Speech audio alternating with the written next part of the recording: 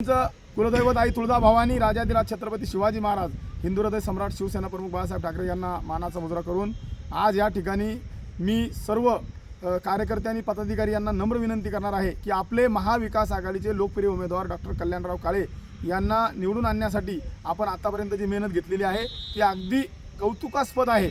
जेवढी आपली स्तुती करावी तेवढी कमी आहे, परंतु गाफील न राहून आपण येणाऱ्या 2 दिवसात काय केलं पाहिजे हे मी आपल्याला सांगण्याचा प्रयत्न करणार आहे।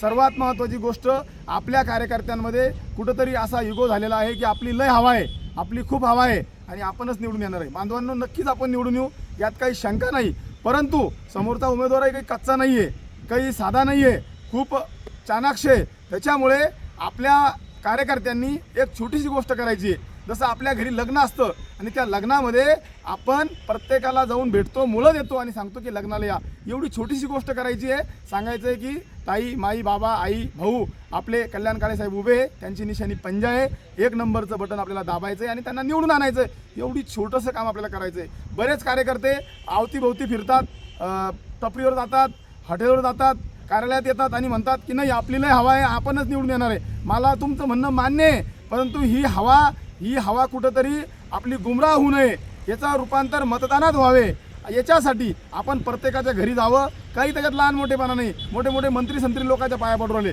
मग आपण छोटे छोटे कार्यकर्ते आपण जर लोकांच्या घरी गेलो, त्या मायबापांना भेटलो, ते यावेळेस 100% परिवर्तन करणार आहे आणि आपल्याला निवडून देणार आहे। मी आता काही गोष्टी बघितल्या फिरत असताना, आता वाकडी कोकडीमध्ये मी गेलो होतो, तर एक आई माझ्या गाडीत बसली आणि मला सांगायला लागली, म्हणे भाऊ मला अशा धमक्या आल्या म्हणे की जर आई तू भाजपला मतदान नाही दिलं तर मी तुझी पगार बंद करून टाकीन। अशा धमक्या देऊन या ठिकाणी मतदान घेणं चालू आहे। पण लोकांना आपल्याला धमक्या द्यायचं काम नाही, नुसतं पाया पडा, प्रेमाने हात जोडा, लोकांना सांगा की आपले कल्याण काळे साहेब उभे, लोक निवडून द्यायला तयार आहे। एवढीच मी तुम्हाला विनंती करतो। पुन्हा एकदा माझ्या बोलण्याचा कोणताही राग धरू नये किंवा मी जास्त मोठा आहे तुम्हाला काही सांगतोय असंही चुकीचा अर्थ काढू नये। मी नम्र विनंती तुम्हाला करतो, अभी नाही तो कभी नाही, एकदा गेलेली संधी पुन्हा येत नाही।